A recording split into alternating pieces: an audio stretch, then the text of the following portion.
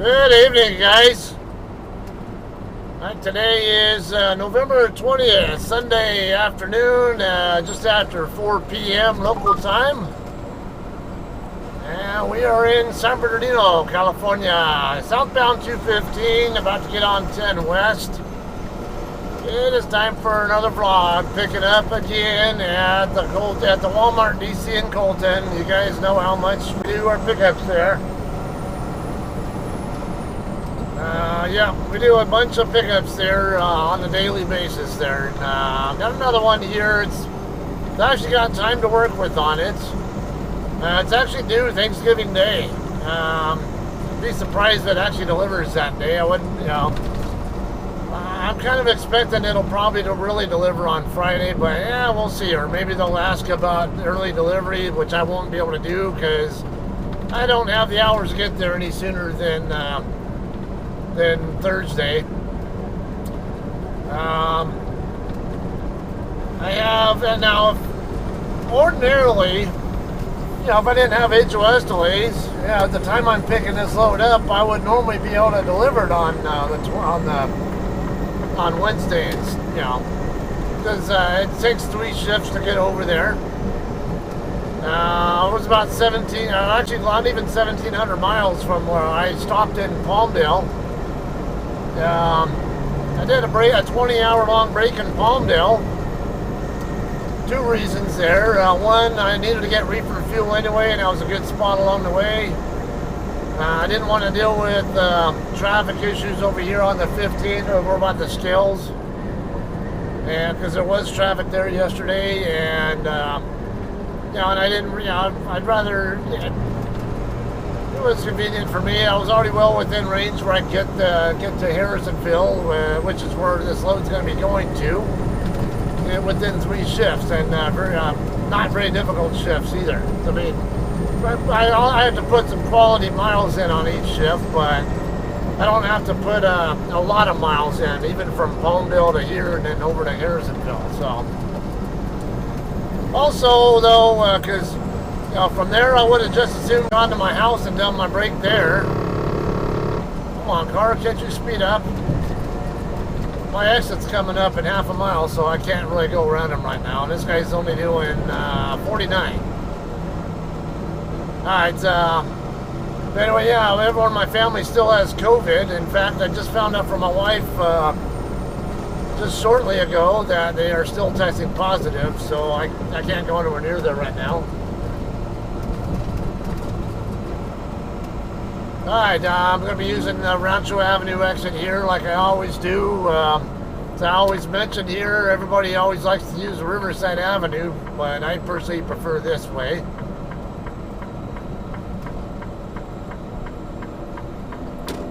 Alright, let's see what we got for light here. Yeah, well, I'll tell you, I'm going to give you a little insight into something that came up not in the JCT group, but a different group that I want to talk about after we get a green light here.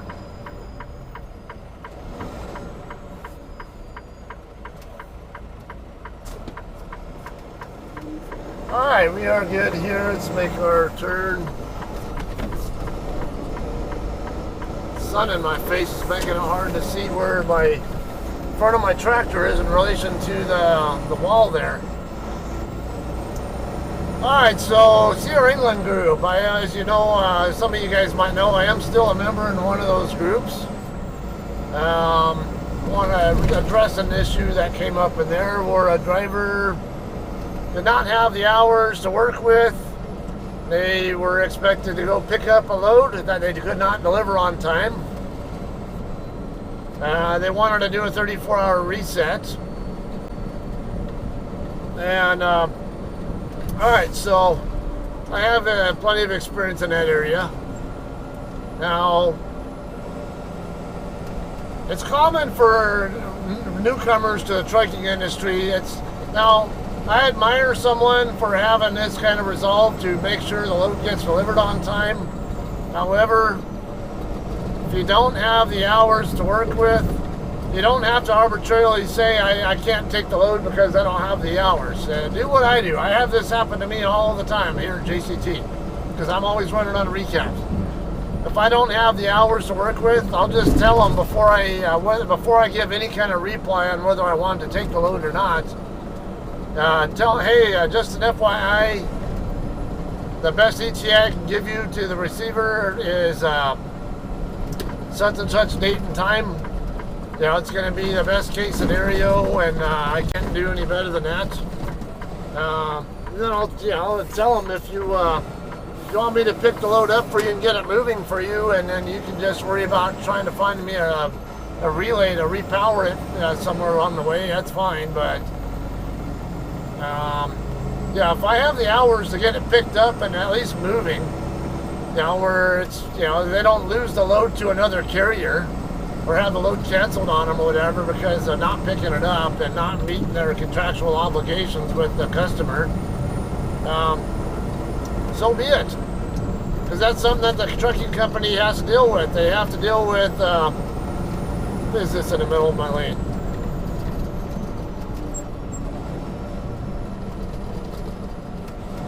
Someone dropped I don't know if I can say anything to be concerned with, but it looks like it's just an empty open box or something along that line. Anyway, yeah, I leave it up to them first to decide, because why would they give you that load in the first place? Is it possible they just aren't paying attention to the fact you don't have the hours? It's possible, but more often than not, they already know you don't have the hours, and they just want, but they may just not have any trucks in the area who are available or more available than you are to get the load picked up and moving for them.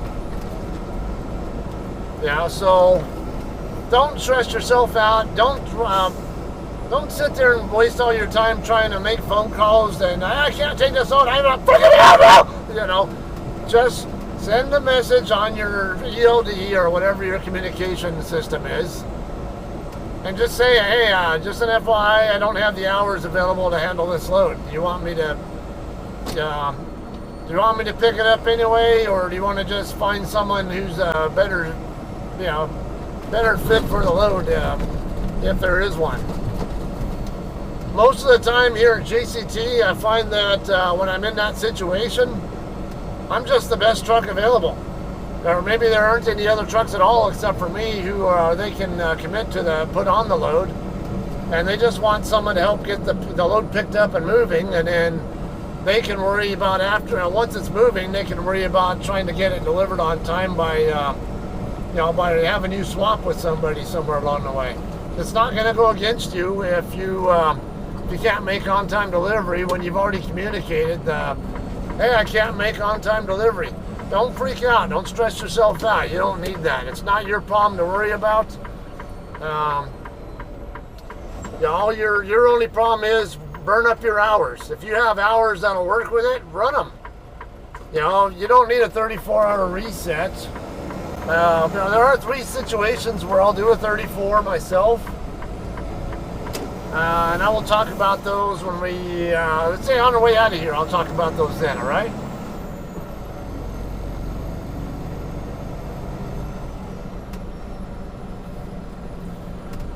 Making a right turn into here, and again, everybody's crowding into there's actually a pretty good number of trucks here. They're mostly crowding into the left lane again like they always do, but you can always remember you can use both lanes here. A lot of drivers who are first timers here think that you have to use the inner lane. Nope, that is not the case. Use both lanes. The dedicated fleet guys use the other side of the guard shack. Alright, so I don't have chit chat going on while we're just sitting here waiting in line to get in here, so we'll continue this when we're getting ready to go past the guard shack and drop our trailer. I already know my load is ready to go, so because I already called in earlier. They said it's already ready, so all I have to do is just check in, get the decal thing, go drop my empty, and we'll get to that then. So hang tight.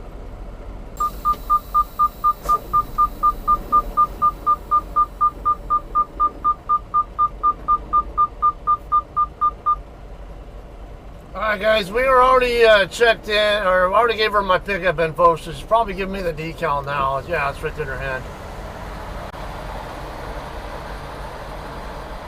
Appreciate it. Have a good one. My status changed.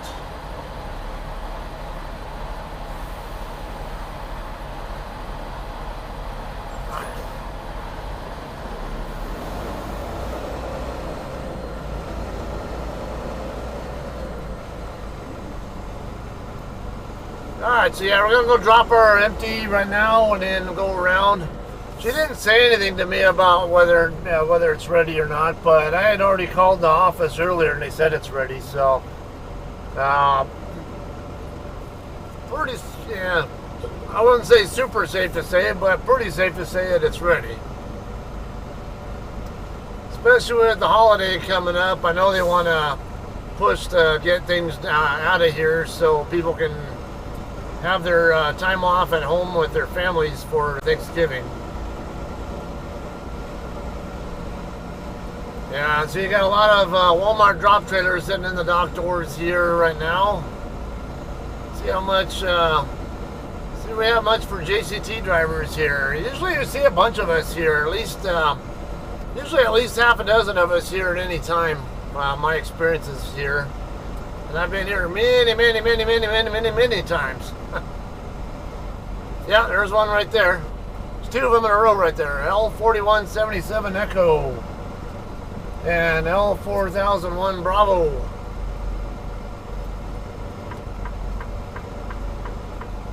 JCT drop trailer here. At least a couple more JCT drops over here. Another one dropping this trailer right over here, I see. Oh, yeah, this guy's trying to scale his load, but he can't see the display on the scale because of the Sierra England drop trailer, I think it is, over on the end there.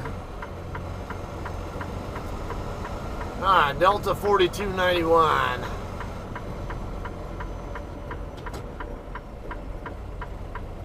We'll let Swift go by. Come on. Go for it.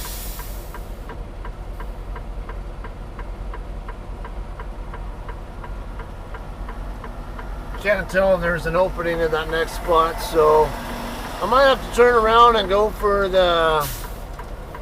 there's a drop spot right there. Let me see. Yeah, there's one that's 2 spots over from this JCT driver. But him being where he's at is gonna make my setup more difficult, so let's see what we can do here. Gotta kind of just ad-lib this one. So it might be a fucked up setup, might be a good one, I don't know. Yeah, it doesn't look too bad, I wouldn't call it perfect.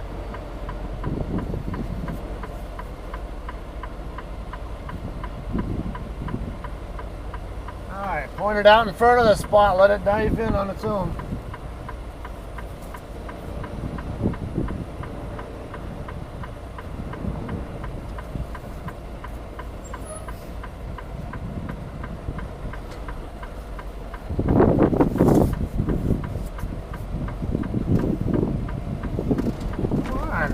Going the creep mode already.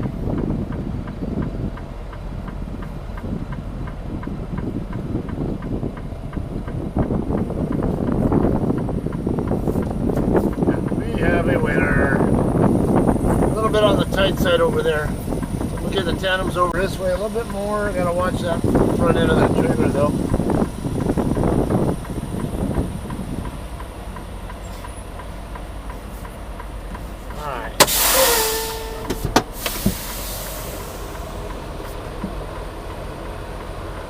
Alright, kingpin disconnected. Let's go and pull forward a little bit here. Come on.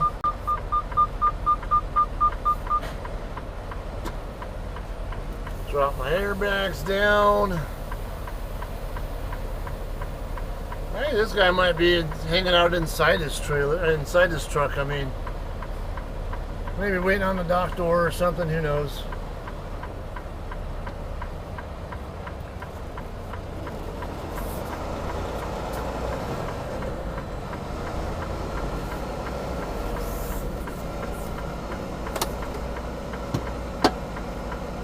Alright, yeah, see where he's dropping that trailer and picking it up from, it's not supposed to be there.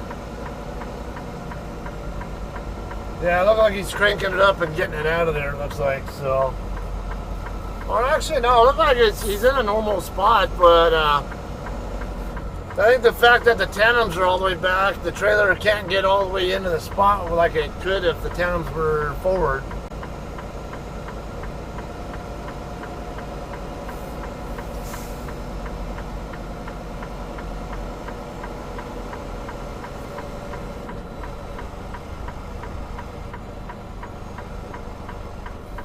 Make sure I was waiting to see if I could get eye contact from that person to make sure they knew that I was there and now they know that I'm watching them.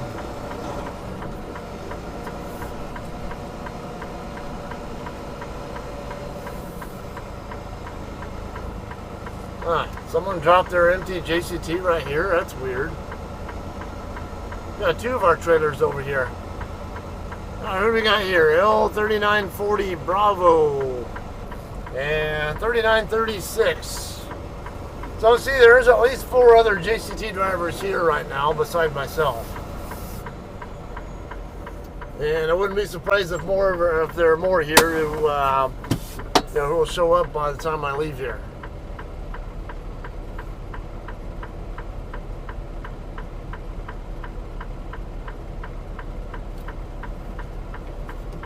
Alright, so we'll sign this, put your phone number on it, and go get checked in over here. And see what we do from there. What is up with that? Alright guys, we are good to go here. Just go find our loaded trailer. Should be in row G or H. Drop hook. We'll be looking for trailer 7371.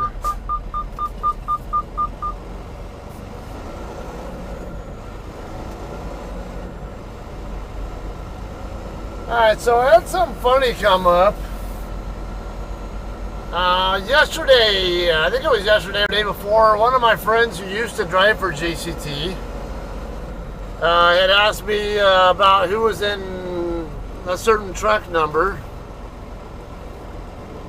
and I go, last time I saw that truck it didn't have a letter A at the end of it, and that truck used to be driven by a certain person.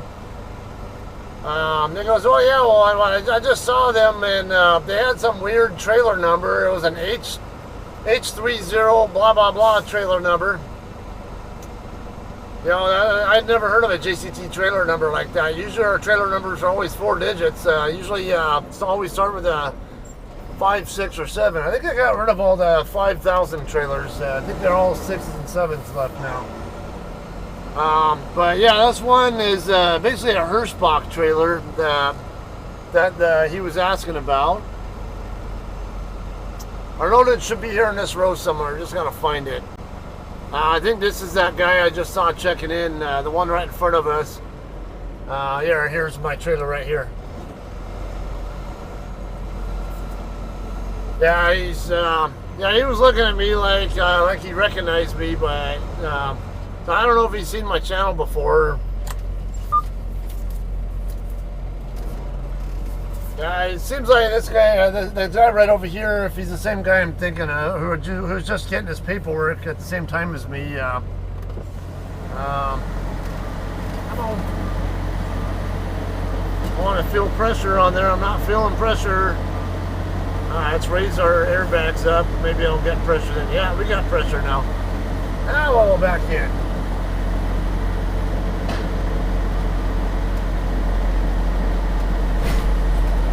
Yeah, if that's the same guy though, I can tell he's not familiar with our process here.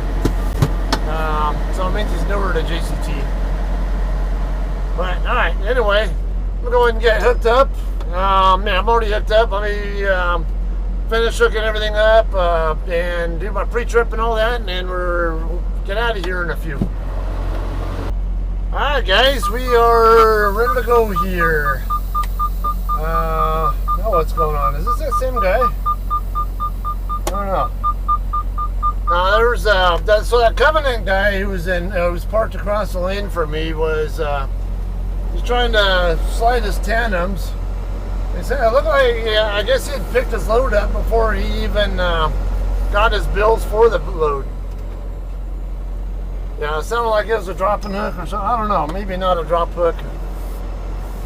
What are these guys doing now? He's not trying to blindside, I don't think, but the guy was, I think you're trying to figure out what this guy's doing. I hope not trying to blindside, but I mean, it's looking more like he just pulled out of a spot, but I just saw someone outside the truck a second ago, which had me questioning what they were up to.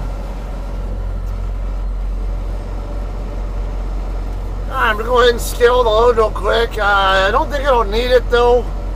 It's only a 33,000 pound load. And my last pallets are not super close to the back of the trailer, so I know I'm not going to be tail heavy. And I can tell by my, I don't know, load gauge up here. Looks like I might be actually on the front heavy side. Sure, I didn't bother to look at where my tandems were actually at, what position they're in, but whoever had this trailer before me left their enforcer lock on it though. And whoever, somebody tried to get access to the load, I think, by grinding through the bracket that the enforcer lock goes onto. So now I don't know if I'll be able to even secure my load with my enforcer lock. So I'm gonna have to get with dispatch, ask them, hey, can you find out who had this trailer last or recently, who might have left their enforcer lock on it, and is there any chance that I might cross paths with them somewhere so they can get it off of here? See if that can be managed, but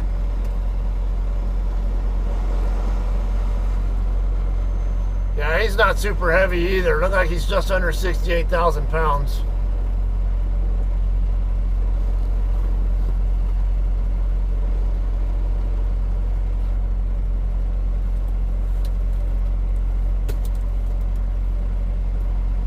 Come on. The weights aren't going to move much more than that. Just write down your info and get off. Sometimes when it's like this kind of load here, I sometimes just keep rolling right across and quickly add up on my head. Okay, we're within limit.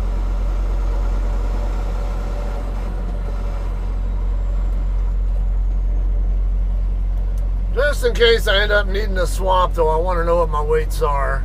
For sure, 10,960, that's light.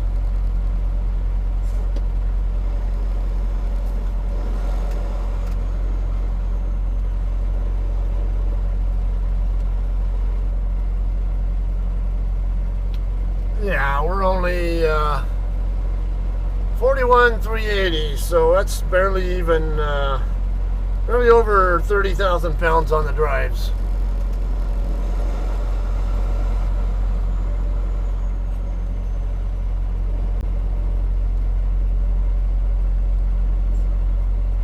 I look like I'm a bit heavier than him, 68, almost 69,000. It's like 68,880. It's only 27,500 or so on the tandem, so yeah, we are good to go. All right, so Covenant now is showing him I have that special tool that I use, because he was trying to get the tandems in a certain spot. He overshot, knowing he was trying to lengthen it out, but he overshot by a mile. So I went and grabbed my slide tool. He told me where he wanted the tandems, and then I put 2 holes in front of where the pin goes, because that's the way his trailer is set up. And he's got the 4-inch hole pattern on top of that, and just told him, go ahead and back up till you feel yourself hitting my tool. Now, he's got a trainer on the truck training him. He was only communicating to his trainer through his headset on the phone or whatever, but no, let me pull forward.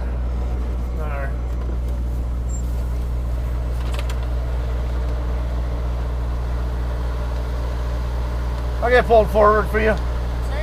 I'll get pulled forward for you in a second. Yes.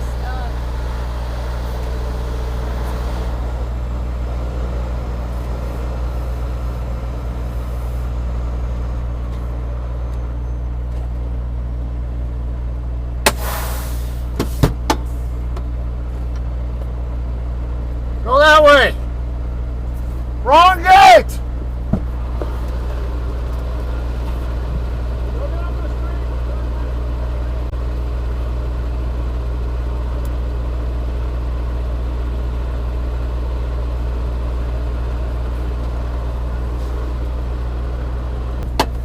Alright guys, we're ready to get out of here. I'm real close to hitting the curb there with my tandem, so I'm going to get over here, see if I can avoid curb checking and popping tires. Alright, so yeah, I just had a Sierra England OTR driver. Obviously confused, not really sure how to get into here. He thought maybe come in through this gate here, but no, this is exit only over here. Now when you do come here, you can exit out both sides of that gate. Yeah, I was telling him go ahead and I was like, why am I not going any faster than 10 miles an hour? My airbags, my air ride system was still inflated above normal on my drive tires. So, all right, I need to get fuel. I'm getting low on fuel here, and I'm gonna need to get enough to get out of Cali. So I'm gonna go ahead and go up here to the 7-Eleven. They have California decent prices there. You know, above average nationwide, but definitely decent prices in California as far as just within Cali is concerned. So get fuel there, especially with it being right there, and we'll get rolling out of here. All right, so earlier I was talking about how there were three occasions where I'll do a 34-hour reset. Occasion one would be if I really am just out of hours and have no recaps coming back and just don't have anything to work with. Occasion two would be if I check my ETA, both running on recaps and if I did a 34 en route. And if I find that my ETA with 34 included, you know, along the way somewhere can get me there even a few hours faster than I can if I'm running on the recaps, I will do the 34. I'll comment. I'll send a message to dispatch too, let them know, hey, just FYI, I can get to the receiver. A lot of times this does mean showing up the shipper a little bit later, sometimes even late to the shipper. But if it means getting to the receiving end 3 or 4 hours earlier than I can if I'm running on recaps, then usually absolutely go for it, and that way there's a better chance I can make on-time delivery. So that'd be another situation. Then another one would be if I'm running with the load and I find that my ETA is at least 24 hours ahead of my appointment time. Now this is reefer freight, so keep that in mind here. A lot of times with reefer, we cannot deliver early. There are some customers, yeah, we can show up early. They'll go ahead and unload us if they can, or maybe as we can get it there. But a lot of, especially with JCT, a lot of our deliveries are live unloads, and a lot of the customers don't let you on the property until you're within an hour or sometimes even less of your appointment time. So if you can get to the receiver more than an hour, more than 24 hours in advance, okay, I can pull into this driveway right here, but the fuel island goes the other way. So I'm gonna make the left up here onto Aguamonte and then come in from the other side there. Yeah, if I can get there at least 24 hours ahead of time, more like 25, because I want to have at least an hour of slack to work with, preferably even a little bit more. But regardless, let's say if I'm like 26 hours ahead of my appointment time by the time I'm getting nearby, whatever my last 10-hour break is before doing that, before getting to the customer, I can do a 34 on the spot there, because A 34-hour reset is just a 10-hour break with an extra 24 hours added onto the back end of it. So those are the cases where I personally do 34s.